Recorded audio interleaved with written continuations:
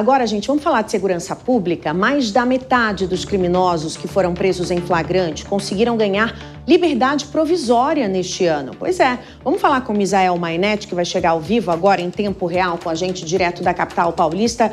O que está acontecendo, Misa? Eles estão sendo soltos nas audiências de custódia, é isso? Boa tarde. Exatamente isso, audiência de custódia, sinônimo para pelo menos metade aí das pessoas que passam pela audiência de custódia, sinônimo de liberdade. Isso está condicionado a medidas cautelares, Márcia. Muito boa tarde para você, para o Bruno e para todo mundo que acompanha em tempo real. De acordo com este levantamento do Instituto de Defesa do Direito da Defesa, sim, esse é o nome, Instituto de Direito de Defesa, o IDDD.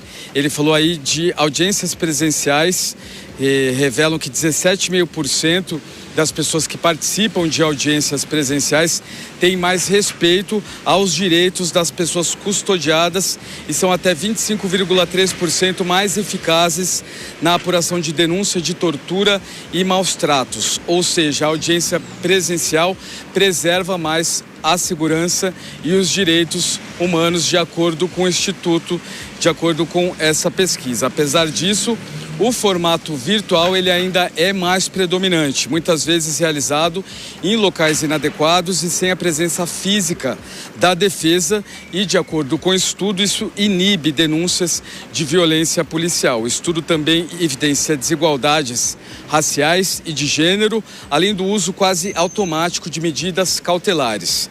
Para o Instituto, o principal desafio não é a falta de normas, mas o descumprimento de regras existentes, agravadas por iniciativas legislativas recentes que ampliam o uso de audiência por videoconferência.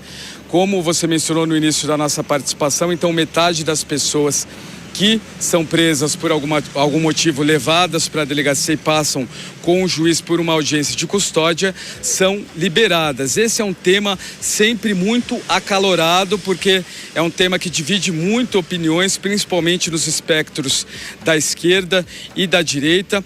A gente vê uma tendência da direita querer resolver a situação com mais pragmatismo e a esquerda tratar dessa situação falando mais de direitos humanos, e os dois tentando se conversar, mas geralmente não conseguem. Lembrando que na semana passada, o ministro da Segurança Pública, ministro da Justiça e Segurança Pública, Ricardo Lewandowski, ele culpou os estados e dizendo que os estados não conseguem lutar contra os problemas de segurança pública. E ele mencionou então os governos estaduais. Guilherme Derrite, que é aí um dos deputados federais agora pelo Progressistas, que luta bastante contra esse tema de audiência de custódia, disse que Ricardo Lewandowski é o pai da audiência de custódia. Como mencionei, sempre é um tema bastante acalorado. Márcia e Bruno. Obrigada, Misael Mainetti, pelas suas informações. Vamos chamar os nossos analistas, então, a Cássio Miranda e o João Belucci.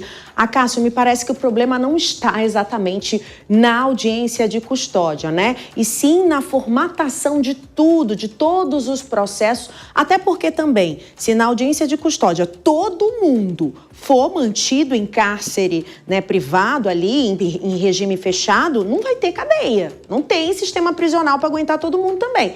Então, não é exatamente esse o problema, né, Cássio? A audiência de custódia, Márcia, é um dos sintomas de uma doença grave que é a violência no Brasil, que é a falta de segurança no Brasil. Primeiro porque quando a gente olha para esse dado de forma robusta, ele não nos traz quais são os crimes onde há concessão da liberdade e quais são os crimes onde é mantida a prisão. Em segundo lugar, por quais razões são concedidas liberdades e por quais razões são mantidas a prisão. Se há problema no flagrante, se há concessão de liberdade em determinados crimes e em outros não. É necessário nós olharmos todo esse contexto para nós determinarmos se é ruim ou é boa a audiência de custódia. E eu confesso a você, eu sou professor de direito, você sabe isso, eu sempre ouvi e vivi onde a audiência de custódia mantinha preso um volume muito grande de presos em flagrante. Só uma pequena parcela era posta em liberdade. Eu confesso que para mim foi uma surpresa que não condiz com o que eu acompanho no dia a dia, esses dados divulgados pelo IDDD. Mas, no fim, é necessário nós olharmos para esses dados. Repito, a audiência de custódia é um sintoma de um problema mais complexo. Ela não é a única culpada por toda essa violência. Agora, João Bellucci, PEC da Segurança Pública e projeto antifacção ajudariam? Vão ajudar? Qual a sua análise? Eu entendo que o projeto antifacção, sim, até por ir no sentido de aumentar mais penas, né? Então ele tende a melhorar a questão da criminalidade, né? Argumenta-se, né, pela questão de aumentar penas.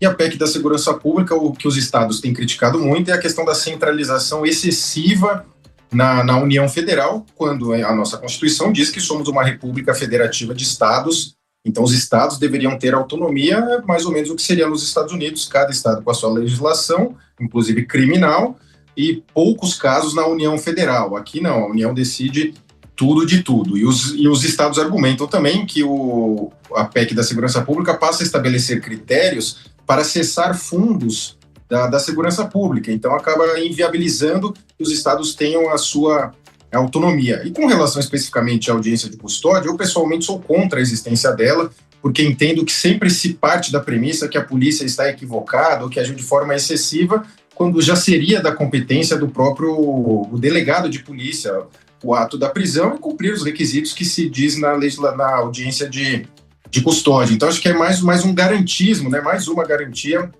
para quem comete crimes. Evidentemente que o juiz só tem ali, ele não analisa o mérito do caso, ele, se cumprir os requisitos, relaxa a prisão ou mantém a prisão. Então, acho que seria uma competência, na minha visão, da autoridade policial, mas já existindo o instituto, que pelo menos ele seja mais rígido, né? Porque é um número que chama muito a atenção, 55% saírem na audiência de custódia.